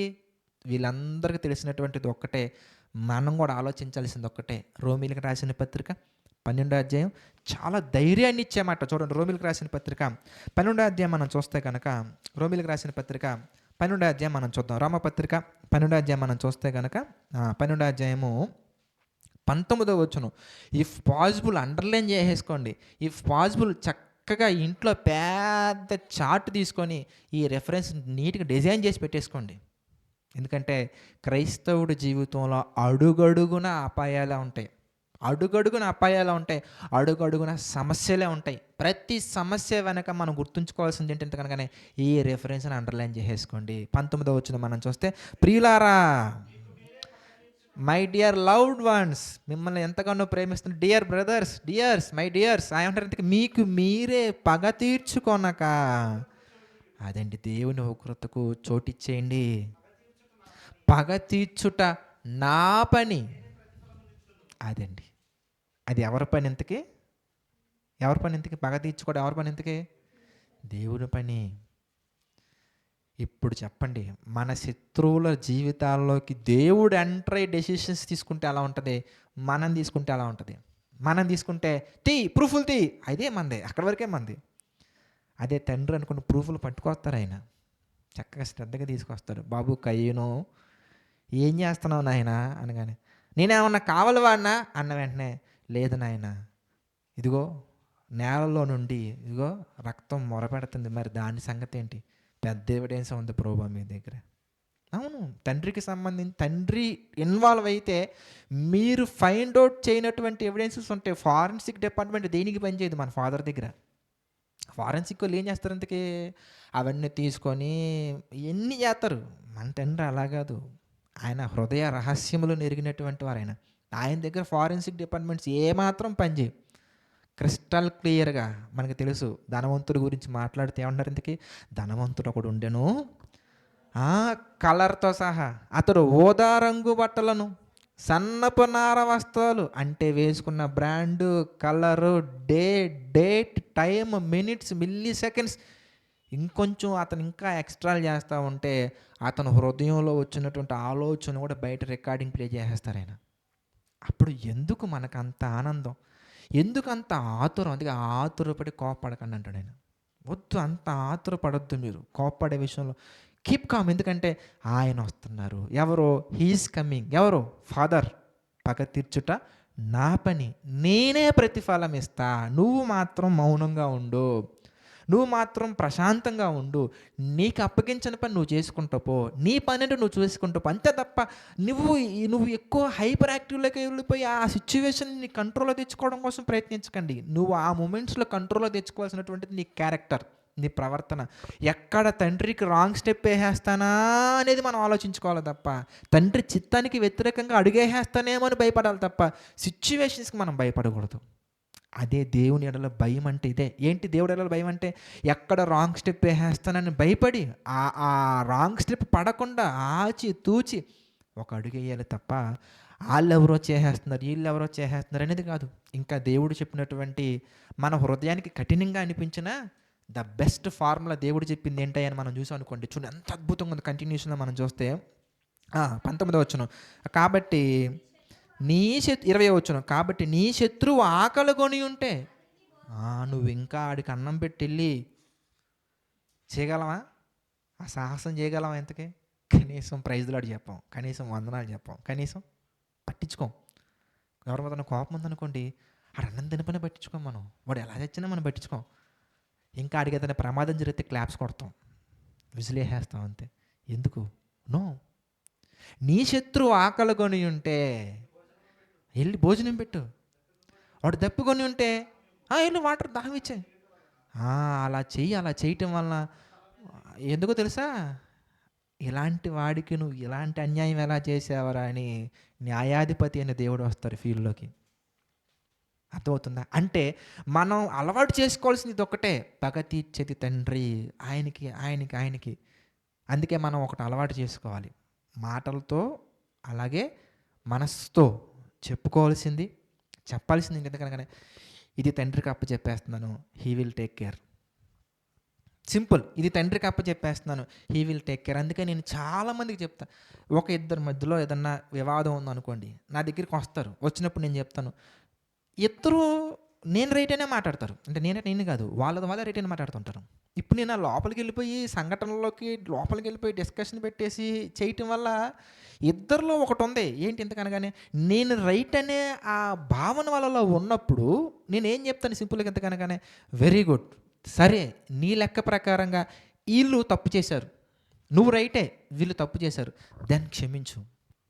తప్పు చేసినటువంటి వాళ్ళని క్షమించమని దేవుడు చెప్తున్నారు కదా. ఆడు నీ శత్రువు అయితే కాదు కదా, శత్రువునే క్షమించమని దేవుడు చెప్తున్నప్పుడు సహోదరుని క్షమించడానికి ప్రాబ్లం ఏంటి? క్షమించి ఎంతకాలం క్షమించాలి, ఎంతకాలం భరించాలి, ఎంతకాలం సహించాలి అని ఎవరు అన్నారు అనుకోండి, వెంటనే మరలా ఇదే దేవునికి ప్రీతికరమైనటువంటి ప్రవర్తన ఏంటో తెలుసా? వచ్చండి చెప్తా, వచ్చండి లోపలికి వచ్చి. నీతి న్యాయాలు అనుసరించి నడుచుకోవాలి. ఆ నీతి ఏంటి, న్యాయం ఏంటి అని మనం చూస్తే సహోదరుల గురించి మనం క్లారిఫై చేసుకున్నాక బయట వాళ్ళ దగ్గరికి వెళ్దాం. సహోదరుల గురించి దేవుడు చెప్తున్నటువంటి మాట ఏంటి, ఎందుకంటే కొలస్సీ పత్రికలోకి వచ్చేద్దాం. కొలస్సీ పత్రిక మనం చూస్తే కనుక కొలస్సీలకు రాసిన పత్రిక 3వ అధ్యాయము 12వ వచనం మనం చూద్దాం. కొలస్సీలకు రాసిన పత్రిక 3వ అధ్యాయము 12వ వచనం మనం చూస్తే, కాగా దేవుని చేత ఏర్పరచబడిన వారయ్యా మీరు. ఎందుకే? You have the identity. ఎవరెందుకే? ఐపీఎస్ బ్యాచ్ నెంబర్ 2000 ఇది కాదు, ఇది ఓకే, ఫైన్, కరెక్టే. ఐఏఎస్, ఐపీఎస్, ఎంబీబీఎస్, ఎఫ్ఆర్సిఎస్ ఇవన్నీ ఓకే, కరెక్టే. కానీ అన్నిటికంటే పెద్దది ఒకటి ఉంది. ఏంటి? ఎందుకంటే ప్రభుత్వము చేత ఏర్పరచబడిన వారు కాదు మీరు. గవర్నమెంట్ సెలక్షన్స్లో సెలెక్ట్ అయినటువంటి వాళ్ళు కాదు మీరు. ప్రభువు చేత ఏర్పరచబడినటువంటి వారు. You have been chosen by the God, not the government. Government ద్వారా సెలెక్ట్ అయినటువంటి పర్సన్కి ఎంత వాల్యూ ఉంటుందండి బయట? సో మచ్ వాల్యూ ఉంటుంది. వాళ్ళకు ఒక కారు ఇస్తారు. పోలీసు వాళ్ళకైతే కార్లు ఉంటాయి, ఏకంగా జీపులు ఉంటాయి, కార్లు ఉంటాయి, క్వార్టర్స్ ఉంటాయి. ప్రభుత్వము చేత ఏర్పరచబడిన వారికి అన్ని ఉంటే, ప్రభువు చేత ఏర్పరచబడిన వారికి ఇంకా ఎన్నో ఉంటాయి. కాగా దేవుని చేత ఏర్పరచబడిన వారును పరిశుద్ధులను ప్రియులైన వారికి తగినట్లు మీరు జాలిగల మనస్సును, దయాలత్వమును, వినయమును, సాత్వికమును, దీర్ఘశాంతమును ధరించుకోండి. ఎవడైనను తనకు హాని చేసిన అనుకుని ఎడల ఒకనిని ఒకడు సహించుచు ఒకరినొకడు క్షమించుడి అని ఒక ట్యాగ్ లైన్ వేసేది మీరు చూడండి. ప్రభువు మిమ్మును క్షమించులాగున మీరును క్షమించండి. దేవుడు నిన్ను క్షమించట్లేదా? నీకేమైంది? నువ్వేమన్నా అంత పర్ఫెక్ట్ అనుకుంటున్నావా? లేదా నువ్వేమన్నా సూపర్ గ్రేట్ అనుకుంటున్నావా? నీ క్యారెక్టర్ వండర్ఫుల్ అనుకుంటున్నావా? నీ క్యారెక్టర్ ఎంత దరిద్రమో తండ్రికి తెలుసు. నువ్వు చెప్పకపోయినా, బయటికి రివీల్ చేయకపోయినా తండ్రికి తెలుసు. తండ్రి నిన్ను క్షమించట్లేదా? ప్రతి వారం తీసుకునే తీర్మానాలు ఏంటి, వారం అంతా చేసే పనులేంటి దేవుడికి తెలీదా? తెలుసు. మరి నువ్వెందుకు నీతిమంతులాగా ఎందుకు అంత నటిస్తున్నావు? వేషధారణ ఎందుకు? తండ్రి నిన్ను ఎలా క్షమిస్తున్నారో నువ్వు అలా క్షమించాలి. That is rule. అది దేవునికి ఇష్టమైనటువంటి న్యాయమైన మార్గం. అది ఆ మార్గంలో మనం నడుచుకోవాలి. ఇది సహోదరుల పట్ల మనం తీసుకోవాల్సినటువంటి విధానం. ఏమంటే మన లైఫ్లో ఎవరి ద్వారా డిఫికల్ట్ సిచ్యువేషన్ వచ్చినా, అది ఆఫీసులో కావచ్చు, లేదంటే కనుక ఇప్పుడు ఆఫీసు గురించి వచ్చేద్దాం. అంటే ప్రభుత్వం గురించి, మన పైన అధికారుల గురించి మీరు అన్నారు కాబట్టి దాని గురించి కూడా వచ్చేద్దాం. అధికారులకు లోబడాలా అనే ప్రశ్న వచ్చిందనుకో, 100% లోబడాలి. అది అలా కాదన్నా, వాళ్ళు దేవుడు తెలియనటువంటి వాళ్ళన్నా స్టిల్ నువ్వు లోబడాలి. వాళ్ళకి వాక్యం రాదన్న స్టిల్ నువ్వు లోబడాలి. ఎందుకో తెలుసా? రోమిలకు రాసిన పత్రిక 13వ అధ్యాయం మనం చూద్దాం. రోమిలకు రాసిన పత్రిక 13వ అధ్యాయం మనం చూస్తే, మనం ప్రసంగం ప్రారంభంలో మాట్లాడుకునే దానికి జవాబు వచ్చేస్తుంది. చూడండి, రోమపత్రిక 13వ అధ్యాయము 1వ వచనం మనం చూస్తే, ప్రతి వాడును పై అధికారులకు లోబడి ఉండవలెను. ఎందుకు లోబడాలి? ఎలయనగా దేవుని వలన కలిగినదే తప్ప మరి ఏ అధికారమును లేదు. ఉన్న అధికారములు దేవుని వలన నియమింపబడి ఉన్నవి. కాబట్టి అధికారమును ఎదురించువాడు దేవుని నియమమును ఎదురించుచున్నాడు. ఎదురించువాడు తన మీదకి తామే శిక్ష తెచ్చుకొందురు. ప్రభుత్వము చేయవారు చెడ్డ కార్యములకే కానీ మంచి కార్యములకే కానీ భయంకరులు కారు. మీకు మంచి కార్యములకు భయంకరులు కారు. నీకు మేలు కలుగుటకు అధికారులు దేవుని పరిచారకులు. వారికి భయపడక ఉండకోరితివా? మేలు చేయము, అప్పుడు వారి చేత మెప్పు పొందుదువు. నీవు చెడ్డది చేసినట్లా భయపడము. వారు ఊరకయే ఖడ్గమును ధరింపరు. కీడు చేయు వాని మీద ఆగ్రహము చూపుటకై వారు ప్రతీకారము చేయు దేవుని పరిచారకులు. కాబట్టి ఆగ్రహ భయపను బట్టి మాత్రము కాక మనసాక్షిని బట్టి లోబడి ఉండుట ఆవశ్యకము. ఏలయనగా వారు దేవుని సేవకులై ఉండి ఎల్లప్పుడూ ఈ సేవ యందే పని కలిగి ఉందురు. ఇందుకే కదా మీరు పన్ను కూడా చెల్లించుచున్నారు. కాబట్టి ఎవనికి పన్నో వానికి పన్నును, ఎవనికి సుంకమో వానికి సుంకమును చెల్లించుడి. ఎవని ఎడల భయం ఉండవలనో వాని ఎడల భయమును, ఎవని ఎడల సన్మానం ఉంచవలనో వాని ఎడల సన్మానము కలిగినుడి. అందరికి వారి రుణములు తీర్చుడి. ఎవరికి భయపడాలి? ఎవరైతే దేవుని యొక్క ఆజ్ఞలను జారీ చేస్తున్నారో వాళ్ళకి భయపడాలి. ఎవరిని సన్మానించాలి? ఎవరైతే దేవుని చిత్త ప్రకారం నడుచుకుంటున్నారో వాళ్ళకి సన్మానించాలి. కనుక మంచి అధికారి ఎవరైనా మీకు కనిపించారా? 100% లోబడండి. దుర్మార్గమైన అధికారి మీకు ఎవరైనా కనిపించారా? అక్కడ ఎలాంటి నిర్ణయాలు తీసుకోవాలో పౌలు గారి దగ్గరికి వెళ్దాం మనం. పౌలు గారి యొక్క సందర్భాన్ని బట్టి మనం చూద్దాం, మనకు అర్థమైపోతుంది. వీళ్ళందరూ దుర్మార్గమైనటువంటి అధికారులు, వాళ్ళందరూ దుర్మార్గత పన్ని ఏం చేశారు, ఇంతకీ ఫుల్గా వచ్చారు పౌలు గారి మీదకి. అక్కడ పౌలు గారు నీది రైటా నాది రైటా అని చెప్పేసి ఆయన డిస్కషన్స్ పెద్ద గందరగోళం క్రియేట్ చేయలేదు. ఆయన ఏం చేశారు ఎందుకనగానే మౌనంగా ఉన్నారు. దేనికి మౌనంగా ఉన్నారంటే వాళ్ళకి తెలిసిన ప్రిన్సిపల్ ఒకటే, మనకు కూడా తెలియాల్సిన ప్రిన్సిపల్ ఒకటే, ఫాలో అవ్వాల్సిన ప్రిన్సిపల్ ఒకటి. ఏంటి ఎందుకంటే పగ తీర్చుట దేవుని పని. ఆడు సహోదరుడు కావచ్చు, అధికారి కావచ్చు, దొంగ అధికారి కావచ్చు, రూమర్స్ స్ప్రెడ్ చేసేవాడు కావచ్చు, సొంత అన్నయ్య కావచ్చు, చెల్లి కావచ్చు, అక్క కావచ్చు, అమ్మ కావచ్చు, నాన్న కావచ్చు, ఎవరైనా కానీ అన్యాయంగా మన మీదకి వచ్చినప్పుడు మనం దృష్టిలో ఉంచుకోవాల్సినటువంటిది పగ తీర్చుట దేవుని పని. అందులో ఏమాత్రము సందేహం లేదు. వాళ్ళు ఎవరైనా కానీ మనం అలవాటు చేసుకోవాల్సినటువంటి విధానం ఒకటే. ఏంటి ఎంతకనగానే పగ తీర్చి ఉగ్రతకు, దేవుని ఉగ్రతకు చోటు ఇవ్వగలగాలి. ఇక్కడ పౌలు గారి జీవితంలోకి వచ్చి మనం ఆలోచిస్తే వీళ్ళు దేవుని చిత్తానికి వ్యతిరేకంగా వెళ్తున్నటువంటి వారు, దేవుని చేత నియమించబడినటువంటి వాళ్ళే, దేవుడు ఏర్పాటు చేసినటువంటి అధికారులే వాళ్ళు. కానీ దేవునికి చిత్తానికి వ్యతిరేకంగా వెళ్తున్నారు. దేవుడు ఏర్పాటు చేసినప్పటికీ దేవుని యొక్క ఆలోచన చొప్పున నడుచుకొనక దేవుని పనిని అడ్డగించే విధంగా ఇదిగో పౌలు గారితో ఉన్నటువంటి వాళ్ళని చక్కగా బంధించి వాళ్ళని కొట్టి వస్త్రములు లాగి మరీ కొట్టి, చూడండి ఎంత హింసకు వాళ్ళు, ఎంత దారుణానికి వాళ్ళు సిద్ధపడ్డారు. అలా చేసిన తర్వాత పౌలు గారు ఏం చేస్తున్నారు, ఇంతకీ అపోస్తుల కార్యాలు మనం చూస్తే అపోస్తుల కార్యాలు 16వ అధ్యాయం, అపోస్తుల కార్యాలు 16వ అధ్యాయము 24వ వచనం. అతను అట్టి ఆజ్ఞను పొంది వారిని లోపల చెరసాలలోకి త్రోసి వారి కాళ్ళకు బొండ వేసి బిగించెను. అయితే మధ్యరాత్రి వేళ పౌలును శీలయు దేవునికి ప్రార్థించుచు కీర్తనలు పాడుచుండరి, ఖైదీలు వినుచుండరి. చూసారా వీళ్ళేం చేస్తున్నారు ఇంతకీ? తమ స్థితి గురించి నిందించుకోవట్లేదు అక్కడ.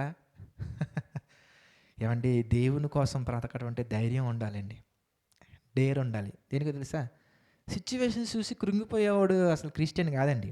పరిస్థితులను బట్టి కృంగిపోయేవాడు క్రైస్తవుడే కాదు. ఒక 20 లక్షలు అప్పు ఉంటే చాలు, ఇక వాడు ఇంకా చూడండి చెమటలు పడతా ఉంటాయి, కాళ్ళు వణిగిపోతూ ఉంటాయి. ఎందుకంత? ఎవరో వచ్చి మన పేక మీద కత్తి పెట్టి చంపేయట్లేదే? ఎందుకంత కంగారు పడిపోతున్నావు? ఎందుకంత టెన్షన్ పడిపోతున్నావు? ఆ మూమెంట్లో దేవుని చిత్తానికి వ్యతిరేకంగా వెళ్తాం లేదు, ఎవరు ఆలోచించట్లేదు. అది ఆలోచించాలి ఇక్కడ. పౌలు గారు కూడా ఇప్పుడు నా పని ఏంటి? గొడవ చేసి బయటికి వెళ్ళా, స్ట్రైక్ చేసి బయటికి వెళ్ళా. అప్పుడు బయటికి వెళ్ళి ఏం చేయాలి ఎందుకు పౌలు గారు? సువార్త ప్రకటించాలి, అదే కదా నా పని. అప్పుడు లోపల ఉంటే ఏంటి, బయట ఉంటే ఏంటి? లోపల మనుషులు లేరా? ఉన్నారు కదా. ఎవరున్నారు అక్కడ? ఖైదీలు ఉన్నారు. అవకాశం దొరికింది, స్టార్ట్ చేశారు. పని ఆపట్లేదు చూడండి. అప్పగించబడిన పని ఆపట్ల, ఆయన్ని స్తుతించడం ఆపట్ల, ఆయన్ని ఆరాధించడం ఆపట్ల, ఆయన్ని మహిమపరచడం ఆపట్ల. అర్ధరాత్రి లేచారంటే, అర్ధరాత్రి వేళంటే అప్పుడు కోలుకున్నారని తీసుకోవాలా? ఆ దెబ్బలకు, లేదంటే ఆ ఈడ్చినటువంటి ఆ గాయాలకు, అప్పటికి సోయా అంటారు మా సైడు. అంటే సోయా అంటే మెలకువ. అప్పటికి మెలకువ వచ్చిందని తీసుకోవాలా? అప్పుడు ఊపిరి తీసుకున్నారని తీసుకోవాలా? ఏమో అక్కడ ఏం తీసుకోవాలో మనకి మెన్షన్ చేయలేదు, పక్కనేటంటదండి. కానీ వాళ్ళు వెంటనే అర్ధరాత్రి పూట ఏం చేశారు, ఎందుకంటే చక్కగా పాటలు పాడుతున్నారండి, దేవుణ్ణి స్తుతిస్తున్నారండి. మనం చేయగలం అలాగా? అంటే ఇక్కడ మనం అర్థం చేసుకోవాల్సినటువంటిది, అధికారులందరూ మనల్ని మొత్తం రౌండప్ చేసి, సరౌండ్ చేసి, ఒక కార్నర్లో ఒక మూల ఎటు కదలకుండా చేసిన అక్కడి నుంచి మనం తండ్రిని ఆరాధించడం ప్రారంభించాలి. అక్కడి నుంచి తండ్రి కొరకు ఏం చేయగలం? వీళ్ళు ఏం చేయగలరు అక్కడ దేవుని కోసం అంటే? పాంప్లెట్లు కొట్టలేరు ఇప్పుడు అక్కడ కదా. సిరా తీసుకొని కాగితపు వస్త్రపు కాగితం తీసుకొని, కాగితపు చర్మం తీసుకొని అక్కడ బైబిల్ రాయలేరు అక్కడ వాళ్ళు, అక్కడ ఉన్న పరిస్థితిని బట్టి. అప్పుడు ఏం చేశారు ఇంతకీ? వాళ్ళు చేయగలిగింది ఒక్కటే, వాళ్ళ ఒంట్లో ఉన్న ఎనర్జీని బట్టి, తగిలిన గాయాలను బట్టి, వేసిన సంఖ్యలను బట్టి, ఉన్న పరిస్థితులను బట్టి వాళ్ళు తండ్రి కొరకు ఏం చేయగలరు? పాటలైతే పాడగలరు. ఒకవేళ వాళ్ళు వాక్యము కూడా చెప్పగలిగేంత ఓపిక, ఎనర్జీ ఉండి వినటానికి ఖైదీలు కూడా సిద్ధంగా ఉండుంటే మేబీ వాళ్ళు వాక్యం షేర్ చేసుకునే వాళ్ళేమో. అర్ధరాత్రి కాబట్టి, ఖైదీలు ఉన్నారు కాబట్టి వాళ్ళకి దేవుని ప్రేమను పంచాలి. పగా ప్రతీకారాలు పెట్టుకోలేదు వాళ్ళు ఒక్కటే నేర్చుకున్నారు. ఏంటి ఎంతకనగానే దేవుని యొక్క చిత్త ప్రకారం నడుచుకోవాలి. దేవునికి ప్రీతికరంగా ఉంటే చాలు, పరిస్థితులు మారిపోతాయి. ఫ్యూచర్ గురించి no worries, father will be there. Father is always there for us, for ever. ఆయన ఎప్పుడు మనతో ఉంటారు. అప్పుడు మనం ఆలోచించాల్సింది ఫెయిత్‌లో బలపడుతున్నామో లేదో చూసుకోవాలి. ఫెయిత్‌లో కృంగిపోయే విధంగా ఉంటే బలాన్ని ఎలా తెచ్చుకోవాలో చూసుకోవాలి. ఒకటేనండి, సింపుల్‌గా క్యారెక్టర్‌ని మనం అప్డేట్ చేసుకుంటూ వెళ్ళిపోవాలి అంతే. ఈరోజు ఇలా ఉన్నాం, రేపొద్దున విశ్వాసాలు అంతకంతకు వృద్ధి పొందాలి గానీ, వీడి గురించి, వాడి గురించి, వీళ్ళ గురించి, వాళ్ళ గురించి, చుట్టాల గురించి, ఆ బంధువుల గురించి, అప్పుల గురించి, ఆళ్ళ గురించి అన్నీ పెట్టుకొని మనసులో పెట్టుకొని మనం ఉంటే ఆ పరిస్థితులు క్లియర్ అవ్వవు. అవి అలాగే ఉంటాయి. ఇంకా పెరుగుతాయి కూడా. ఎందుకంటే మన మనసులో భారాన్ని మనం పెంచుకుంటున్నాం గనక. వీళ్ళలో ఆ భారం లేదు, ఆ భయం లేదు. వీళ్ళలో ఉన్న భయం వల్ల ఒకటే, దేవుని చిత్తానికి వ్యతిరేకంగా వెళ్ళిపోతానేమో, ఇక్కడ వీళ్ళకి సువార్త ప్రకటించకపోతే వీళ్ళ విషయం నేను మరలా తండ్రికి లెక్క చెప్పుకోవాలేమో, ఇదే భయం ఉంది, అదే ఆలోచన ఉంది. ఆ ఆలోచనతో వాళ్ళు మధ్యరాత్రి వెళ్ళి ఏం చేస్తారు? ఇంతకీ చక్కగా చూద్దాం అన్నమాట. 25వ వచనం. అయితే మధ్యరాత్రి వేళ పౌలును శీలయు దేవునికి ప్రార్థించుచు కీర్తనలు పాడుచుండిరి, ఖైదీలు వినుచుండిరి. అది దెన్ హెవెన్లీ ఫాదర్ ఎంటర్డ్. తండ్రి వచ్చేసారండి. తండ్రి ఆ సిచ్యువేషన్లోకి వచ్చేసారు. ఆయన ఆయన ఇన్వాల్వ్ అయ్యారు. దేవుడు ఇన్వాల్వ్ అయితే ఫస్ట్ వచ్చేది భూకంపాలే, సునామీలే. అర్థమవుతుందా? వెంటనే ఏమైంది? అప్పుడు అకస్మాత్తుగా మహాభూకంపం కలిగిను, చెరసల పునాదులు ఎదిరెను, వెంటనే తలుపులన్నీ తెరుచుకొనెను, అందరి బంధకములు ఊడెను. అంతలో చెరసాల నాయకుడు మేలుకొని చెరసాల తలుపులన్నీ తెరిచినట్టు చూచి ఖైదీలు పారిపోయారు అనుకుని కత్తి దూసి తను చంపుకొని పోయిను. ఇంకేముంది, వీళ్ళందరూ నన్ను చంపేస్తారు, నన్ను ప్రొటెక్షన్గా నాయకుడిగా పెట్టి వీళ్ళందరూ పారిపోయారు, రేపు నాకు మరణశిక్షే, వాళ్ళెవరో చంపడం ఎందుకు, నేనే చచ్చిపోతానని అతను చంపుకొని పోయాడు నాయకుడు. అప్పుడు చూడండి పౌలు గారు ఏమంటున్నారు ఇంతకీ. అప్పుడు పౌలు, నీవు ఏ హానియో చేసుకొనవద్దు. ఏమండి, వీళ్ళిద్దరంటే దేవుని కొరకు బ్రతికిన వాళ్ళండి. మిగిలిన వాళ్ళు ఏం చేస్తున్నారు పారిపోకుండా? అంటే మీరు అక్కడ అర్థమైపోయి ఉండాలి. పాటతోటి ఏం చేశారు? అక్కడ గాస్పల్ చేశారు అంతే. వీళ్ళు చేసుకున్న ప్రేయర్తోటి, పాడిన పాటతోటి వాళ్ళలో మార్పు వచ్చేసింది. వాళ్ళు మార్పు వచ్చి ఎంత స్ట్రాంగ్గా నిలబడ్డారంటే పారిపోవడం మాని అక్కడే ఉన్నారండి వాళ్ళు. ఏమండి, మీ ఏ హాని చేసుకోవద్దు, ఇక్కడే ఉన్నాం. వెంటనే ఆయన, అయితే నేను ఎలా రక్షణ పొందాలి చెప్పండి, రక్షణ పొందుటకు నేను ఏం చేయాలి చెప్పండి. వెంటనే అయ్యో పౌలు గారు అంటారు, యేసుక్రీస్తు నామమందు విశ్వాసం ఉంచు, అప్పుడు నీవును నీ ఇంటి వారును రక్షణ పొందుదురు. ఏమండి, ఆ ఎఫెక్ట్ ఎంత స్ట్రాంగ్గా తగిలిందో మీరు చూస్తే కింద మీరు చదవండి. నిజంగా 33లో మనం చూద్దాం. 33 మనం చూస్తానండి. రాత్రి ఆగడియలోనే అతడు వారిని తీసుకుని వచ్చి, అదండి, ఎవడు లోపలేసాడో వాడే వచ్చాడు. దేనికి? ఎవడి వల్ల గాయాలు అయ్యాయో వాడే వచ్చాడు. దేనికి? గాయాలు కడగటానికి. అంటే మన లైఫ్ని ఎవడు కొలాప్స్ చేయాలనుకుంటాడో వాడే వచ్చి చక్కగా మనకి పరిచారం చేస్తాడు. That is God's principle. అదండి, అది విజయం. అంటే అది వాడు 10 మాటలు అంటే మనం 11 మాటలు అనడం విజయం కాదు. బయట ఇంకొంతమంది చెప్తూ ఉంటారు, వాడు 10 అంటే మనం 11 అనడం గొప్ప అని ఒకటి చెప్తా ఉంటే ఇంకోటి అంటాడు, వాడు 10 మెట్లు ఎక్కితే నువ్వు 11వ మెట్టు ఎక్కి చూపించాలరా, అది విజయం అంటే ఇంకోటి చెప్తాడు. ఈ రెండు కాదు. ఏది విజయం ఎంతకనగానే సిచ్యువేషన్ని సింపుల్గా తండ్రి చేతిలో పెట్టినటువంటి వాడు గొప్పడు. అది రిజల్ట్ ఏదైనా కానివ్వండి. 2 రకాల రిజల్ట్లు ఉంటాయి. ఫస్ట్ రిజల్ట్ ఇది, సెకండ్ రిజల్ట్ కూడా మీకు చూపిస్తా. ఫస్ట్ రిజల్ట్ ఏంటి? ఇంతకీ వాడికి వాడే హార్ట్ చేంజ్ చేసుకొని, వాడికి వాడే వచ్చి గాయాలు చేసినటువంటి ఆ ప్రాంతంలో ఉన్నటువంటి వాళ్ళ యొక్క నాయకుడే వచ్చి ఏం చేస్తున్నాడు? ఇంతకీ చక్కగా గాయాలను కడిగి, ఆ తర్వాత 33 రాత్రి ఆగడేలోనే అతడు వారికి తీసుకొని వచ్చి వారి గాయములను కడిగను. వెంటనే అతడును అతని ఇంటి వారందరూ బాప్తిసం పొందిరి. మరియు అతడు వారిని ఇంటికి తోడుకొని వచ్చి భోజనము పెట్టి, ఏం చేశారంటే ఇంటికి తీసుకొని వచ్చి భోజనం పెట్టి ఇంటి వారందరితో కూడా ఏం చేశారు? ఇంతకీ విశ్వాసం ఉంచి ఆనందించారు. ఎయిదర్ వాళ్ళు మార్చుకొని మన యొద్దకు వచ్చి మనకు పరిచారం అన్న చేస్తారు, మనకు వాళ్ళే భోజనాన్ని సిద్ధపరుస్తారు. ఇంకో కండిషన్ మనం తర్వాత చూద్దాం, ఆలోచించడం కంటే ముందు. ఇప్పుడు ఇక్కడ మీరు ఇంకొక లాజిక్ ఆలోచించాలి. ఏంటి? ఇంతకీ పౌలు గారిని దేవుడు చెరసాలలో వేయించడం వెనకున్న మరొక ప్లాన్ ఏంటి? ఇంతకీ ఈ చెరసాల నాయకుడిని, వాళ్ళ కుటుంబాన్ని రక్షించడానికి స్ట్రాంగ్గా ఎవరు చెప్పగలరని దేవుడు కనిపించింది? పౌలు గారు చెప్పగలరని అనిపించింది. అందుకే పౌలు గారిని శ్రద్ధగా తీసుకెళ్ళి జైల్లో పెట్టారు. అప్పుడు పౌలు గారు ఏం చేయాలి ఇంతకీ? మీకులాగా ఆలోచించాలా చండాలంగా? మీరు అనుకోండి. ఆ! జిందాబాద్ జిందాబాద్ అంటారు. దేనికి జిందాబాద్ అర్థం కాదు. ఎందుకు జిందాబాదు? దేనికి జిందాబాదు? ఎందుకు స్ట్రైక్‌లు? ఎందుకు గొడవలు? మా నాయకుడిని తీసుకెళ్ళి జైల్లో పెడతారు. ఇదేమన్నా రాజకీయమా? అక్కడ ఒక కార్యం ఉంది. ఏంటి ఆ కార్యం? చెరసాల నాయకుడు మార్పు చెందాలి. ఇది ఈళ్ళు చక్కగా వింటున్నారండి ఆళ్ళు. ఎక్కడికి వెళ్ళిపోలేదండి. ఎంత అద్భుతమైనటువంటి ప్రణాళిక దేవుడికి ఉంది కనుకనే శ్రద్ధగా తీసుకెళ్ళి ఆ ప్లేస్‌లో పెట్టారు. ప్లేస్‌ని చూడకండి. మన పెర్ఫార్మెన్స్‌ని చెక్ చేసుకోండి అంతే. మన పెర్ఫార్మెన్స్ ఎలా ఉంది ఇంతకి? తండ్రికి ఇష్టంగా ఉందా లేదా? ఇష్టంగా ఉందనుకోండి చాలండి అంతే. అక్కడ దేవుడు చేసే గొప్ప కార్యం ఎలా ఉంటదంటే, చెరసాల నాయకుడు వచ్చి గాయాలు కడిగి శ్రద్ధగా పౌలు గారికి ఉపచారం చేసి, పరిచారం చేసి, సింపుల్‌గా ఇంటికి తీసుకెళ్ళి దేవుని యందు విశ్వాసం ఉంచి ఫ్యామిలీతో కలిపేసుకున్నారు చూడండి పౌలు గారిని. అదండి. అంటే ఫస్ట్ ఎయిదర్ వాళ్ళు మార్పు చెంది ఎలాగైనా మారతారు. రెండోది చెప్పమంటారా? రెండో కేసు ఏంటయ్యి ఎంతకనగానే రెండో కేసు కూడా మనం చూద్దాం. వాడు కఠినాత్ముడై ఉంటే, వాడు మంచోడు కాకపోతే, మనకి శత్రువుగా మారినటువంటి వాడు మంచోడైతే, అంటే మంచి భవిష్యత్తులో మంచోడుగా మారే ఉద్దేశం ఉంటే కనుక ఇలాంటి కేసులో దేవుడు మనల్ని నిలబెడతారు.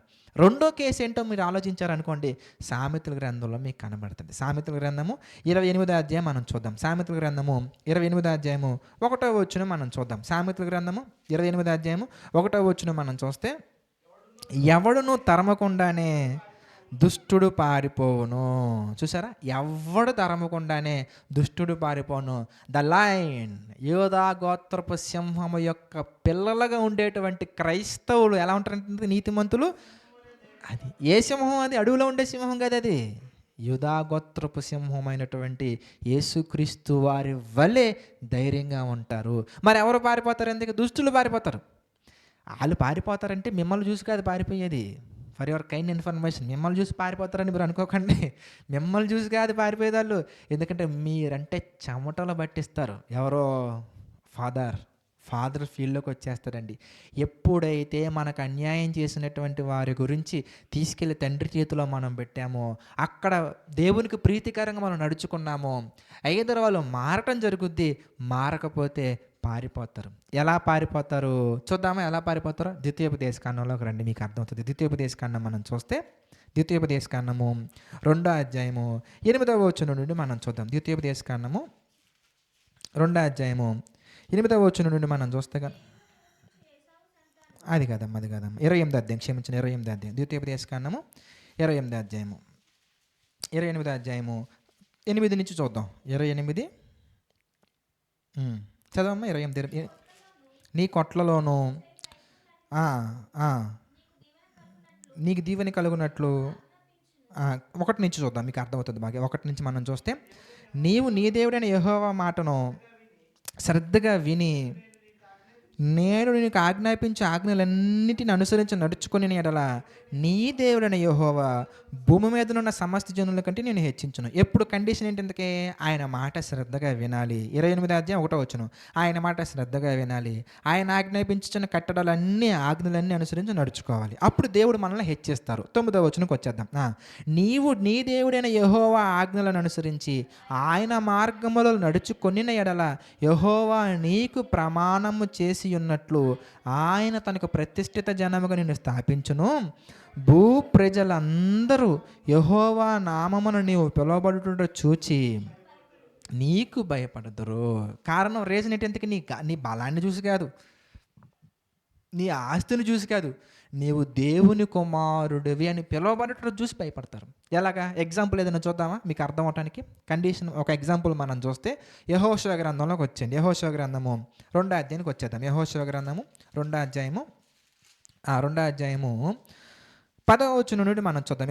యెహోషువ గ్రంథము 2వ అధ్యాయము, లేదంటే 8వ వచనం నుంచి మనం చూద్దాం. 8వ వచనం, ఆ వేగుల వారు పండుకొనక మునుపు ఆమె వారున్న మిద్దె మీదకి ఎక్కి వారు ఇట్లా నేను యెహోవా ఈ దేశమును మీకు ఇచ్చుచున్నాడనియు మీ వలన మాకు భయము పుట్టుననియు మీ భయము వలన ఈ దేశ వీళ్ళందరికీ ధైర్యము చెడునని నేను ఎరుగుదును.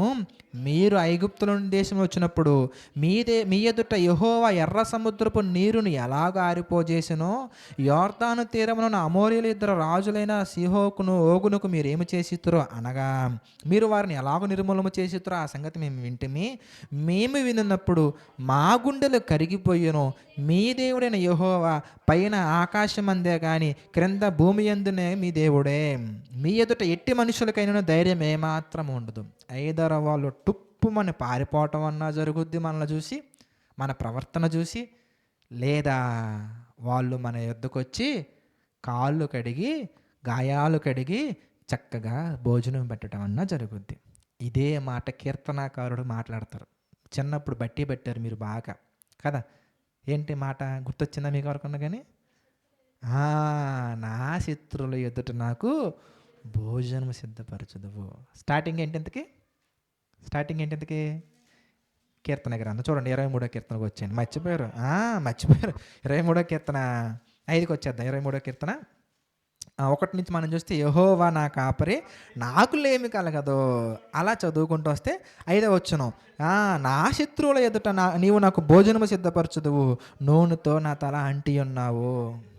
అదండి నా గిన్నె నిండి పొర్లిపోతుంది. ఎందుకంటే దేవుని కొరకు మనం బ్రతికితే పరిస్థితులు అనేవి ప్రాబ్లమే కాదు మనకి.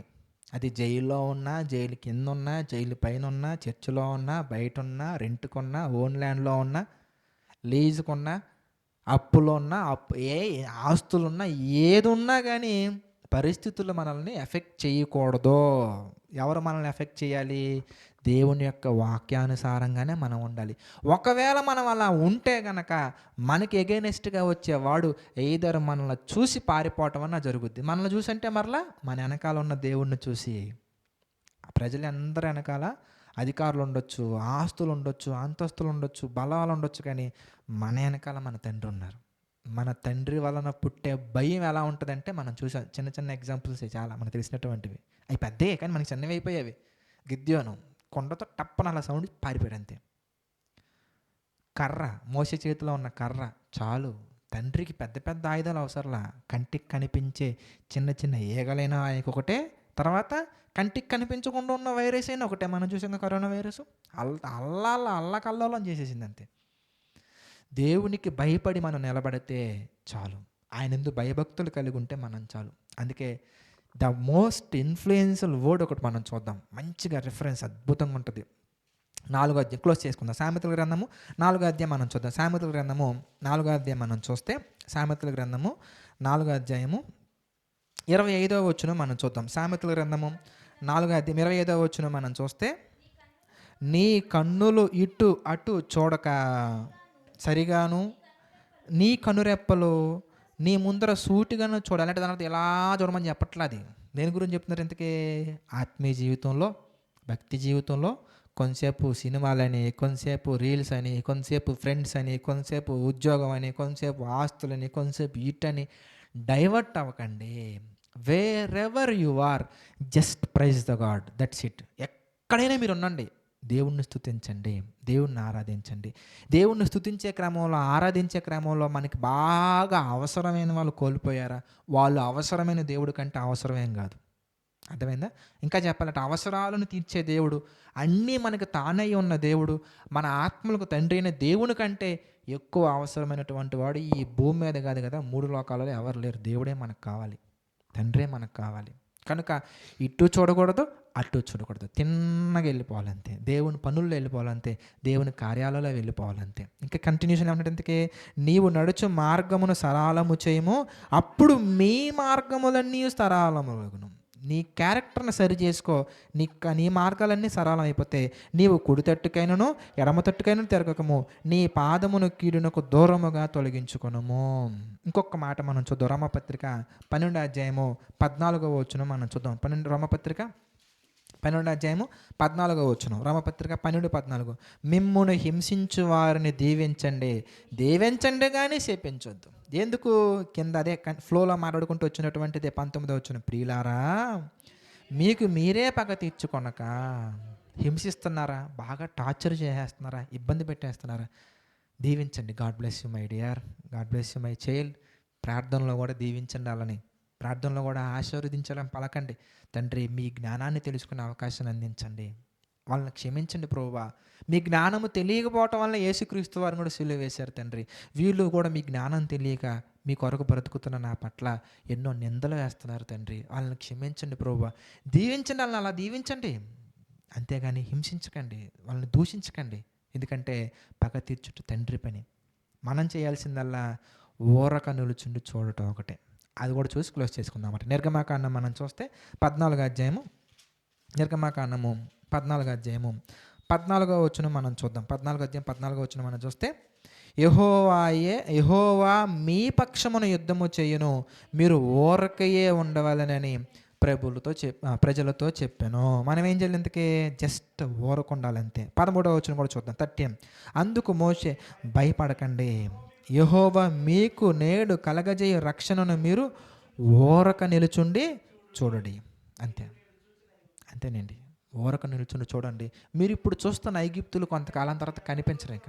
ఎందుకంటే వాళ్ళు సముద్రంలో కలిసిపోతున్నారు కదా. ఆ విషయం దైవజనుడికి అర్థమైంది, మనకు అర్థం అవ్వాలి. వాళ్ళని మనం చూసామంటే మన దగ్గర ఉండాలి, చూడలేదంటే సముద్రంలో ఉండాలి. ఎక్కడో దగ్గర దేవుడు సేఫ్గా ఉంచుతారు వాళ్ళని, అందులో సమస్య లేదు. అర్థమైందా? ఆ సముద్రంలో అప్పగించబడిన మృతులందరూ బయటకు వస్తారుగా రెండో రాకల్లో, అక్కడ వరకు భద్రంగా ఉంచుతారు దేవుడు, ఏ సందేహం లేదు. పాతాళ లోకంలోనైనా భద్రంగా ఉంచుతారు, లేదంటే కనుక మన దగ్గరైనా భద్రంగా ఉంచుతారు. మనం ఎలా ఉండాలి? ఇంతకీ ప్రీతికరంగా ఉండాలి. ఇలాంటి దేవుడితో మనం ఆటలు ఆడకూడదు. ఎవరితో? తండ్రితో ఆటలాడకండి, వద్దు. కుడికైనా ఎడమకైనా చూసి కొంతసేపు ఆరాధనని, కొంతసేపు లోక సంబంధమైనవని, కొంతసేపు దేవుడని, కొంతసేపు దేవుడు కాదని, కొంతసేపు భక్తిహీనత వద్దు. మిక్స్ చేయకండి, రకరకాల పచ్చళ్ళు మిక్స్ చేయకండి. ఒకటే మనకు ఉండాల్సినటువంటిది తండ్రి ఆలోచనలు, తండ్రి పనులు, తండ్రి సేవ, తండ్రికి ఇష్టమైనటువంటి కార్యాలు, దేవునికి ప్రీతికరమైనవి. మనం స్టార్టింగ్లో చూసుకున్నాం, ప్రారంభంలో కొన్ని రెఫరెన్సెస్.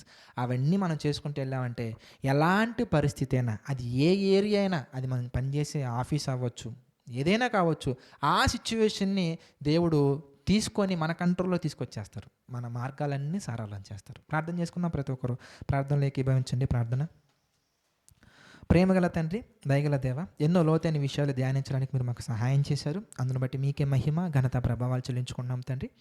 మీ చిత్తాన్ని నెరవేర్చే బిడ్డలుగా మాకు తండ్రి సహాయం చేశారు. తండ్రి మీ జ్ఞానాన్ని ధ్యానించడం కృప చూపించారు. దీనుడైన నాకు తండ్రి మీరు సహాయం చేసి మీ వాక్యాన్ని బోధించే సమర్థతను అనుగ్రహించినందుకు కృతజ్ఞతలు తండ్రి.